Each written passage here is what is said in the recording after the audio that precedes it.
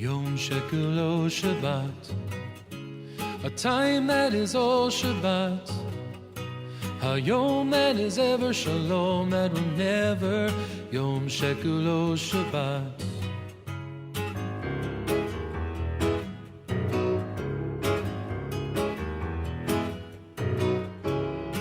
The golden glow of two lights, escape the past, embrace tonight.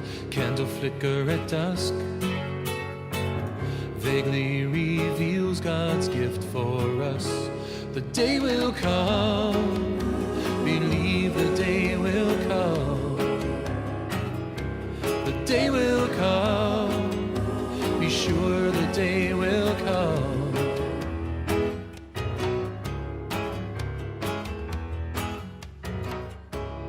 Yom Shekel O Shabbat, a time that is all Shabbat.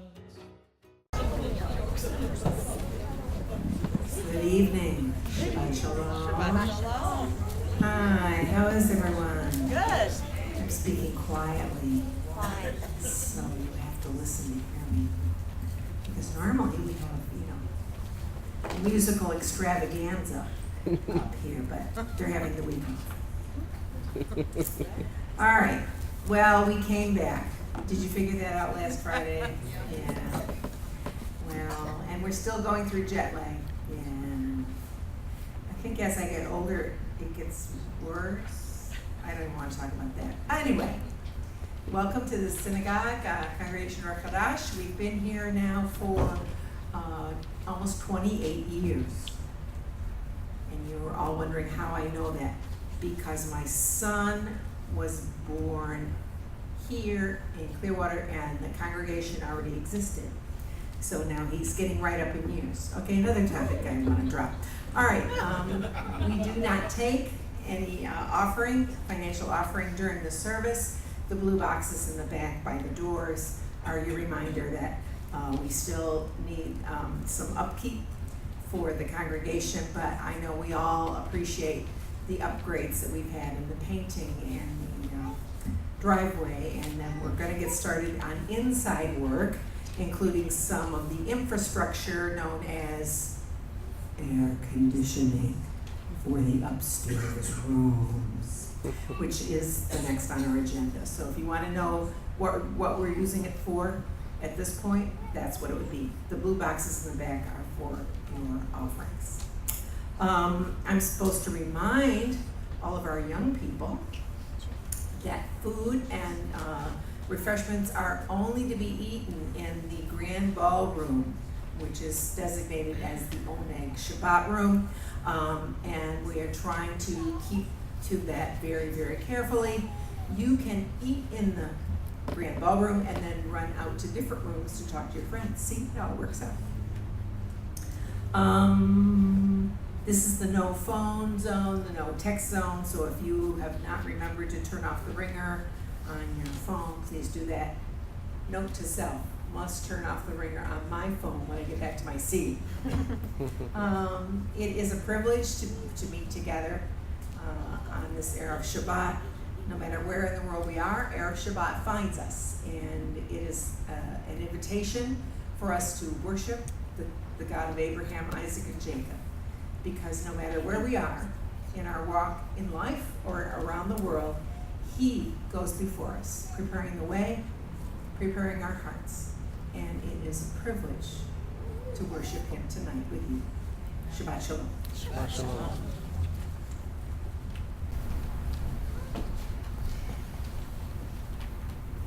As we begin our worship this evening, please join to one of the Psalms, Mizmor Yom HaShabbat, one of the traditional Psalms, Psalm 95, verses 1 to 7. We do this from time to time, and it's a reminder that the reason we are here is because our God is calling us. And as the Psalm concludes, because we will conclude it at verse 7, oh, that you would hear Him calling you today. So we will do this together. Psalm 95. And we begin. Oh, come, let us sing to the Lord. Give a joyous shout in honor of the rock of our salvation. Come before Him with joyful hearts. Let us sing him psalms of praise. For the Lord is the great God, the great King of all gods. He controls the formations of the depths of the earth, and the mightiest mountains of all are his. He made the sea and formed the land. They too are his. Come kneel before the Lord our Maker, for he is our God. We are his sheep, and he is our shepherd. Oh, that you would hear him calling you today, and come to him.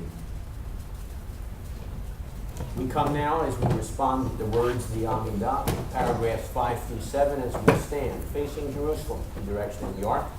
And we use these words as we come before him and respond to him. And we ask that our service would in fact be acceptable to him as we come to him.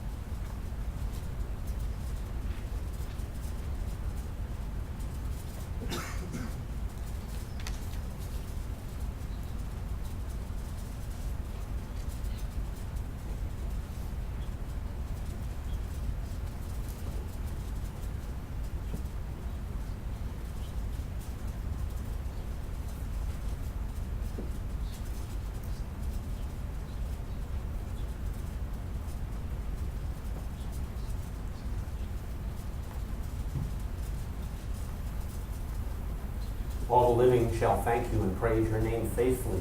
You are the God of salvation and deliverance. Blessed are you, O Lord, whose name is good and to whom it is pleasant to give thanks. And so may the service of Judah and Jerusalem, our service, be pleasing to you. There we will serve you with awe as in days of old. Anachnu malpalim, kol tachnunim, b'shem Yeshua, HaMashiach. You offer all our prayers through the name of Yeshua, our Messiah. You may be seated.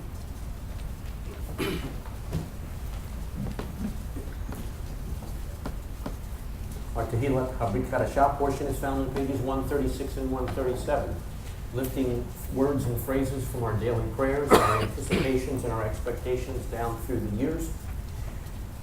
This response reminds us that God has in fact answered our prayers. He has come and has redeemed his people. But while we remember that, we also need to remember there's a reason, a purpose behind it all. As page 136 to 137 remind us at the bottom of those pages. And that is that we may serve him without fear, in holiness and righteousness before him all our days. I'll ask that you join me in the response after I lead you in the opening couple phrases.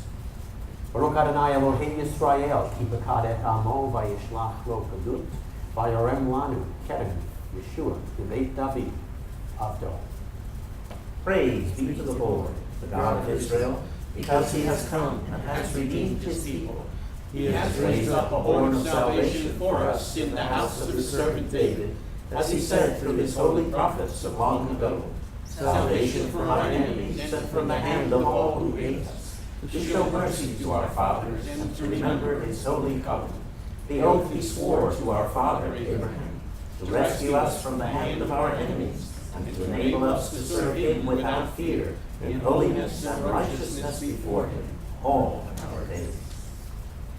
We understand that he has come and has redeemed his people as the horn of salvation, as our text reminded us. He is in fact not only the one who has provided us with a relationship with our God, but he's the one who guarantees it forever, sitting in the place of ultimate authority. Elohim Asher takes us into the scene where he sits there on the throne. Pages 40 and 41, as we respond, he is the guarantor of the relationship that we have, that God has promised to us.